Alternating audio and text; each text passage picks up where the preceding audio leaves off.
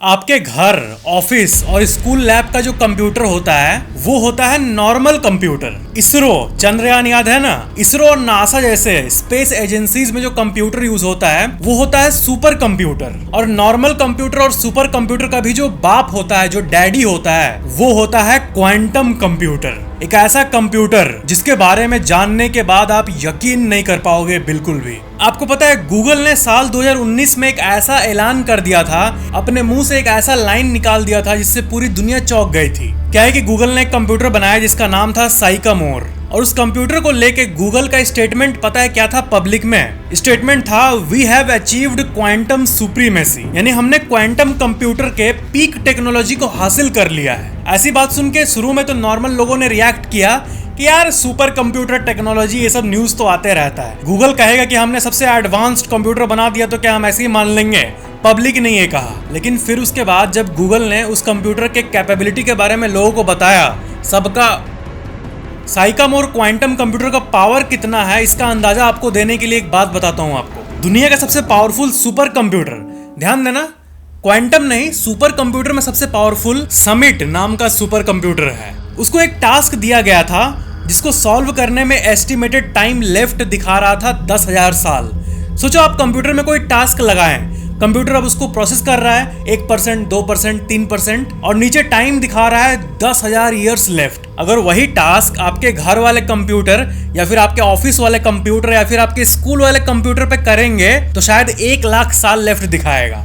1,00,000 साल बाद जाके वो कंप्लीट होगा। इतना जटिल टास्क भी साइंटिस्ट क्रिएट कर देते हैं कंप्यूटर्स के लिए। पर गूगल का कंप्यूटर साइकामोर जो था, उसमें जब उसी टास्क को सॉल्व करने के लिए लगाया गया तो वो 10,000 साल नहीं, मात्र 200 साल में भी नहीं, मात्र 200 दिन में, सोचो, भी नहीं, मात्र 200 सेकंड में उस 10,000 साल वाले टास्क को कंप्लीट करके दिखा दिया।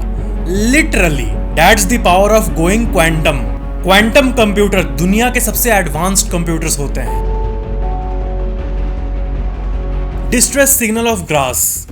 बाहर आप जब भी कभी जाओगे, जो नॉर्मल घास पड़ा रहता है ना, नॉर्मल घास की बात हो रही है, उसको जाके एक बार मसल देना अपने पैर से, या फिर तोड़ देना, या फिर चीर फाड़ देना उसको। फिर आप देखना एक घास घास स्मेल आएगा, घास घास ग्रासी ग्रासी स्मेल आएगा। वो स्मेल ना कोई नॉर्मल स्मेल नहीं होती है, वो एक स्पेशल स्मेल होती है। वो एक्चुअली में प्लांट्स का डिस्ट्रेस सिग्नल होता है। जब कोई प्लांट अपने आप में डैमेज फील करता है तो एक तरह से वो रोने लगता है, और घास काटने के बाद जो स्मेल आता है वो उनका रोना होता है। एक तरह से आप देखो तो वो एक रोने का सिग्नल होता है, वो डिस्ट्रेस सिग्नल होता है। Emotion full form. इमोशन, इस शब्द को तो आपने लाखों बार सुन लिया होगा। इमोशन ही वही चीज है जो हमें एक चीज के लिए इतना पागल कर सकती है कि हम उसके लिए कुछ भी कर डालेंगे, और इमोशन ही वही चीज है जो हमें एक चीज को इतना इग्नोर करने का पावर दे देती है कि जिंदगी से बाहर निकाल देते हैं उसको। इमोशन का 2 फुल फॉर्म होता है। पहला फुल फॉर्म है इलेक्ट्रिसिटी इन मोशन। हम और आप इलेक्ट्रिकल बीइंग्स, आपको पता है ह्यूमन बीइंग्स को इलेक्ट्रिकल बीइंग्स भी कहा जाता है, क्योंकि हमारा पूरा बॉडी इलेक्ट्रिसिटी से ही पावर्ड है, और बॉडी के अंदर बिजली मौजूद है। इसी के कारण आप दिमाग में सोच पाते हो, चीजों को फील कर पाते हो, लव को फील कर पाते हो, हेट को फील कर पाते हो, ब्यूटी को फील कर पाते हो, क्रिंज को फील कर पाते हो। ये सब चीजें भले ही आपको कितना स्ट्रांगली फील हो, लेकिन वो सब आखिरकार न्यूरोट्रांसमीटर्स का खेल है। अगर आपको कोई आज ड्रग दे दे तो आप अपने फेवरेट क्रिकेट टीम हो या फिर फैमिली हो या फिर गर्लफ्रेंड हो, सब भूल जाओगे। चाहिए होगा तो सिर्फ ड्रग। आपके अंदर एनर्जी इन मोशन या फिर इलेक्ट्रिसिटी इन मोशन तभी आ पाएगा जब आप उस सब्सटेंस को लोगे। ऐसी हालत हो जाएगी। मॉरल ऑफ द स्टोरी क्या है कि नॉर्मल चीजों से प्लेजर पाना सीखो, जिंदगी सुखद रहेगी। Stay away from addictive substances. और इसके बारे में तो हनी सिंह ने भी एक बार पब्लिक में कहा था, तुम सारे मेरे छोटे बहन भाइयों, ये गांजा गुंजा मत फूका करो भाई। 5 साल बर्बाद हो गए मेरी जिंदगी के। इसी के चक्कर में उनके लाइफ के कितने साल बर्बाद हो गए। व्हेल मीट, छोटे मछलियां तो सब कोई खाते हैं, इतने बड़े, और वो इंसान के लिए सेफ होते हैं एज पर डाइटिशियंस। पर क्या सुपर ह्यूज मछलियां, जैसे कि जो मैंने आपको व्हेल के बारे में बताया था, जो कि एक बिल्डिंग के बराबर होता है, क्या वैसी मछलियों का मीट इंसान खा सकता है या फिर खाता है? आंसर है ऑफ कोर्स। और सबसे ज्यादा व्हेल मीट पता है कहाँ खाया जाता है? जापान में। वो जापान जो कि फेमस है लंबे उम्र के लिए, वहां पे लोगों का उम्र बहुत लंबा होता है। अब नॉनवेज खा के भी इतना लंबा उम्र कैसे होता है? क्योंकि आमतौर पे तो ये माना जाता है कि नॉनवेज खाना बॉडी पे थोड़ा ज्यादा स्ट्रेस देता है डाइजेशन में, लेकिन फिर भी जापान के जो लोग हैं वो बहुत ओल्ड एज तक जीते हैं। व्हेल मीट में प्रोटीन बहुत हाई होता है। 100 ग्राम व्हेल मीट में 26 ग्राम प्रोटीन होता है। व्हेल का मीट खाया जाता है, शार्क का मीट खाया जाता है, जेलीफिश का भी मीट खाया जाता है। और तो और दुनिया के कई जगहों पर ऑक्टोपस जो होता है वो मॉर्निंग ब्रेकफास्ट होता है। जैसे कि चाइना के कुछ रीजन्स में ऑक्टोपस मॉर्निंग का ब्रेकफास्ट उठते उठते 8 पैर वाला जानवर खाते हैं, और बड़े मछलियां तो खाते ही है। जिसका मतलब ये हुआ कि इंसान साइज नहीं देखता। बिल्डिंग के बराबर हो या फिर शहर के बराबर इंसान मार के लाता है, उसके बाद समुद्री किनारे पे उसको ले आता है और उसको पीस पीस में काट के रेस्टोरेंट में ले जाता है। That's weird man. The mysterious synchronous flashing Firefly, जुगनू, आपने क्या देखा अपने आंखों से? इनके शरीर में कुछ ऐसा केमिकल लोचा होता है कि रात के समय ये नेचुरल लाइट उत्पन्न करते हैं। गांव के इलाकों में जो नदियां होती है वहां पे रात के समय अक्सर ये दिखते हैं। जुगनू का जो सोसाइटी होता है उसमें एक बहुत ही अजीब चीज देखी गई है जिसे सिंक्रोनस फ्लैशिंग कहा जाता है, जिसमें बहुत सारे जुगनू मिलके एक पैटर्न में ग्लो करते हैं, जैसे कि आप इस वीडियो में देख सकते हो एक्चुअल वीडियो। जुगनू आखिर ऐसा कैसे कर लेते हैं, ये विज्ञान के लिए अभी तक एक बड़ी मिस्ट्री बनी हुई है। ये इतने छोटे क्रीचर्स होते हुए एक पैटर्न में लाइट में चमकते हैं। एक बंद हुआ तो नेक्स्ट वाला जलेगा, वो बंद हुआ तो नेक्स्ट वाला जलेगा। शादी में जो फैंसी लाइट्स लगते हैं उनमें कैसे पैटर्न्स होता है, वैसा जुगनू नेचुरली कर लेते हैं। अब सवाल ये है कि ये हैं इतने छोटे जीव और एक एक जुगनू आपस में कम्युनिकेट करके सिंक कैसे बैठा लेता है और ऐसा वेव्स कैसे बना लेता है, ये अपने आप में सोचने की बात है। क्रिकेट मैच के दौरान स्टेडियम में लोग आपस में कम्युनिकेट करके वेव्स बनाते हैं। ये तो समझ आता है क्योंकि हम इंसान हैं, हम एक दूसरे का सिग्नल कैच करके चल करते हैं, चल वेव बनाते हैं, और अनजान लोग भी स्टेडियम में मस्त वेव बना देते हैं। लेकिन ये जुगनू आपस में कैसे कम्युनिकेट कर लेते हैं, इनका भी एक अपना कम्युनिकेशन, एक वायरलेस कम्युनिकेशन सिस्टम मौजूद है। ये बहुत ही शॉकिंग है। Great smoky mountain national park USA में हजारों लोग जुगनू के नेचुरल सिंकिंग को देखने आते हैं रात के समय टिकट लेके, जब इनका सीजन होता है तब। जुगनू जितना सिंपल दिखते हैं उतने सिंपल बिल्कुल नहीं है। ये बहुत ही स्ट्रेंज क्रिएचर्स हैं। Enigma of एटमॉस्फेयर्स।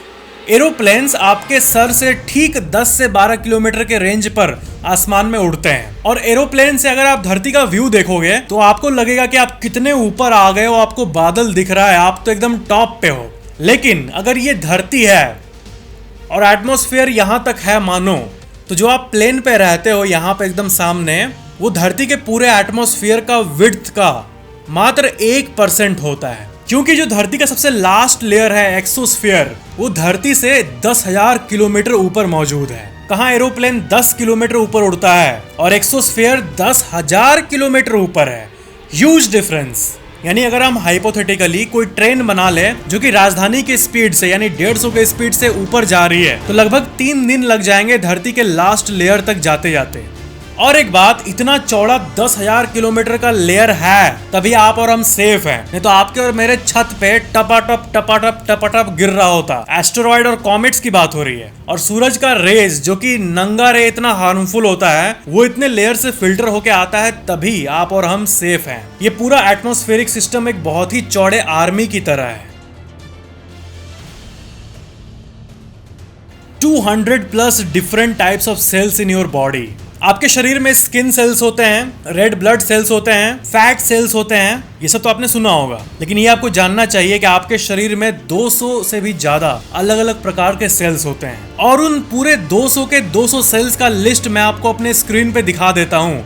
एकदम पक्का 200 का 200 सेल जितना है सारा, वो आप अपने स्क्रीन पे देख सकते हो, वो भी नंबर वाइज। शरीर बहुत ही कॉम्प्लेक्स है, इसको समझना नामुमकिन है लिटरली। और मेडिकल साइंस शरीर के बारे में 30% भी ठीक से नहीं जानती कैसे काम करता है, नहीं तो सारे बीमारी का क्योर पता चल जाता अभी तक, जो कि अभी तक नहीं हुआ है। The hidden underworld. धरती पे माउंटेन रेंजेस होते हैं, ये तो आपको पता ही होगा। माउंटेन मतलब पहाड़, माउंटेन रेंज मतलब लगातार पहाड़। तो साउथ अमेरिका का एंडीज माउंटेन रेंज दुनिया का सबसे लंबा माउंटेन रेंज है, जिसका लेंथ 7000 किलोमीटर है। 7000 किलोमीटर लगातार पहाड़। कश्मीर से कन्याकुमारी का जो डिस्टेंस है वो है करीब 3500 किलोमीटर, यानी उस लेंथ का भी डबल कर दो, उतना लंबा पहाड़ का रेंज है सिर्फ। ये तो सुनने में अमेजिंग लग ही रहा है, लेकिन ये कुछ भी नहीं है। असल माल पानी के नीचे है। धरती के ऊपर तो एंडीज माउंटेन है, वो ठीक है, लेकिन पूरे धरती की बात करें तो सबसे लंबा माउंटेन रेंज जो है वो है मिड अटलांटिक रिज, और ये अफ्रीका और साउथ अमेरिका के बीच वाले ओशन रीजन के नीचे अंडर वाटर में मौजूद है इस जगह पे। और धरती का जो पूरा डायमीटर है वो है 40,000 किलोमीटर, उसका ऑलमोस्ट आधा 16,000 किलोमीटर ये रिज कवर करता है। धरती के नीचे बहुत सारे माउंटेन रेंज है जो पानी से ढके हुए हैं, और वहां पे एक्टिव वॉल्केनोज भी है। अब आपको लग रहा होगा ठीक है एक आध वॉल्केनो होंगे, लेकिन आप इसको सुनो ध्यान से। इस पूरे धरती का जितना भी वॉल्केनिक एक्टिविटी होता है, उन टोटल वॉल्केनिक एक्टिविटी का 75% अंडर वाटर, पानी के नीचे जो पहाड़ होते हैं उसमें जो वॉल्केनिक इरप्शंस होता है वही होता है 75%। यानी जो हम लोग सतह के ऊपर वाला जो वॉल्केनो का ड्रामा देखते हैं वो मात्र 25% है, और एक्चुअल आधे से भी ज्यादा 75% तो पानी के नीचे होता है। That's गजब। अगर आप इस चीज को डीपली देखो तो असली चीज तो समुद्र के अंदर है। समुद्र के अंदर बहुत कुछ है। दुनिया में जितने सारे म्यूजियम्स है, उसमें जितने सारे एंटिक आइटम्स है हिस्टोरिकल, उन सब का वैल्यू ले लो, उससे 10,000 गुना ज्यादा वैल्यूएबल चीजें अभी भी समुद्र में पड़ी हुई है जिसको कोई डिस्कवर नहीं किया है। दूसरी बात, समुद्र में अथाह गोल्ड मौजूद है। जिस दिन धरती के पूरे समुद्र में से 50% को भी साइंस एक्सप्लोर कर लेगा, बहुत सारी मिस्ट्रीज अनरेवल हो जाएंगी। Robot the dark side. जब मैं ये रोबोट शब्द कहता हूं, रोबोट, तो आपके मन में साई-फाई एक क्रिएचर आता है, मशीन जो कि बोल रहा है। पर रोबोट शब्द का मीनिंग असल में एक डार्क मीनिंग है। रोबोट शब्द आया है चेक शब्द रोबोटा से, यानी चेक रिपब्लिक जो जगह है वहां का शब्द है रोबोटा, और उसका मतलब होता है फोर्स्ड लेबर। लेबर भी नहीं, फोर्स्ड लेबर, यानी जबरदस्ती वाला लेबर, यानी जबरदस्ती काम कराने वाले ऑब्जेक्ट्स। इस पूरे इतिहास में 1920 वो साल था जब रोबोट ये शब्द निकला, रोबोटा शब्द से। और उस टाइम पता है वैज्ञानिकों ने क्या थियोराइज किया था? कहा गया था कि अब से लेकर नेक्स्ट सेंचुरीज में इंसान रोबोट से काम करवाएगा ताकि इंसान का कंफर्ट बना रहे, जो कि एक्चुअल में होता हुआ दिख भी रहा है। ये तो ठीक है, लेकिन साइंटिस्ट ने ये प्रिडिक्ट किया था कि जब धीरे धीरे एआई वगैरह डेवलप हो जाएंगे, जी हाँ आपने सही सुना, एआई, सेल्फ हीलिंग, ये सब बहुत पहले से थियोराइज था। तो वो वैज्ञानिक ये कहते हैं कि नेक्स्ट सेंचुरी इंसान रोबोट से काम कराएगा, और उसके नेक्स्ट सेंचुरी रोबोट्स इंसानों पे राज करेंगे। रोबोट्स के इन्वेंशन के साथ साथ ही ये चीज़ें प्रेडिक्ट कर ली गई थी। और एक बहुत डीप बात बताता हूँ आपको बहुत अजीब लगेगा। ऑनलाइन इमेज जनरेटर आपने यूज़ किया है कभी? जैसे कि आप इमेज जनरेटर को कहोगे ना कि 2 भालू तैर रहे पानी में, ऐसा कुछ फोटो बना के दो, तो वो आपको दे देगा। आजकल ऐसे टूल्स निकल गए हैं, ठीक है। इन सब टूल्स में मैंने जब बोला कि एक ऐसा इमेज जनरेट करके दो जिसमें रोबोट्स इंसानों के ऊपर टेक ओवर कर रहे हैं, तो साला सबने मना कर दिया। मिड जर्नी, डॉली, किसी ने नहीं जनरेट किया। उसमें लिख के आ रहा था कि नहीं, ऐसा हम जनरेट नहीं कर सकते, ये वायोलेंस को डिपिक्ट करता है, मारूंगा एक लात ना। यानी ये चैट बॉट्स कुछ ज्यादा ही कॉन्शियस हो रहे लगता है। Fastest punch on earth. पंच, इसका भी रफ्तार होता है। अगर मैं ऐसे मारूं जोर से और स्लोमो में कैप्चर करो, आप स्पीड निकालो तो कुछ किलोमीटर पर आवर पे स्पीड निकल जाएगा। तो जब कोई बॉक्सर, अच्छा बॉक्सर ऐसे पंच मारेगा तो 40 किलोमीटर पर आवर का स्पीड वो अचीव कर लेता है। लेकिन धरती में जितने टाइप के क्रिएचर्स हैं, उनमें सबसे ज्यादा पंच स्पीड पता है किसका है? इस क्रिएचर का, मैंटिस श्रिम्प। इसके पंच का स्पीड 80 किलोमीटर पर आवर होता है। ये लाइन अपने आप में कितनी बड़ी है ये रियलाइज करो आप, कि पूरे एनिमल किंगडम में, इंक्लूडिंग ह्यूमंस, हम भी तो एनिमल्स हैं, धरती का पूरा जीवन साम्राज्य में सबसे फास्टेस्ट पंच मैंटिस श्रिम्प का है, 80 किलोमीटर पर आवर। और उसका स्लोमो वीडियो आप अपने स्क्रीन पे देख सकते हो। Mummy medicine. 16th और 17th सेंचुरी में, आज से 300-400 साल पहले, एक बहुत ही मिस्टीरियस प्रथा थी इंग्लैंड में। Elite members of the society, यानी उस टाइम कास्ट सिस्टम ये सब बहुत पीक पे था। इनसे ऊपर कुछ होता ही नहीं था उस समय। तो यूरोप के जो सो कॉल्ड इलाइट लोग होते थे सोसाइटी के, वो उस समय के लाखों यूरोज यानी उस समय के करोड़ों रुपए लगाकर ममीज को खरीदते थे। दुनिया में जहां भी ममीज की डिस्कवरी होती थी उसको खरीद लेते थे वो, और अमीर लोगों में खरीदने का कंपटीशन लगा रहता था, क्योंकि वो ये मानते थे कि ये मम्मी का बॉडी इतने दिन तक चल रहा है, इनमें कुछ मैजिकल प्रॉपर्टी होगा। तो वो उनको बुलाते थे और अपने डॉक्टर से उनका पाउडर बनाने बोलते थे कुछ केमिकल प्रोसेस के जरिए, ताकि उनके अंदर भी ज्यादा जीने की शक्ति आ जाए। ये ऑफ कोर्स आपको बेवकूफ़ी लग रहा होगा, और बेवकूफ़ी है भी, लेकिन उस टाइम उतना ज्ञान नहीं था इन लोगों को, और वो लिटरली कॉर्प्स मेडिसिन खाते थे, डेड बॉडी का चूरन। बाद में वैज्ञानिकों को ये पता लगा कि ये मम्मीज कई स्पेशल केमिकल्स के चलते बचे रहते हैं, इनमें कोई सुपर पावर नहीं होता है जैसा कि वो लोग सोचते थे। इतिहास में इस अजीब चीज़ की पढ़ाई भी होती है बहुत जगह, पता है आपको, और इस अजीब कल्चर की पढ़ाई को यूरोपियन कॉर्प्स मेडिसिन हिस्ट्री के नाम से भी जाना जाता है।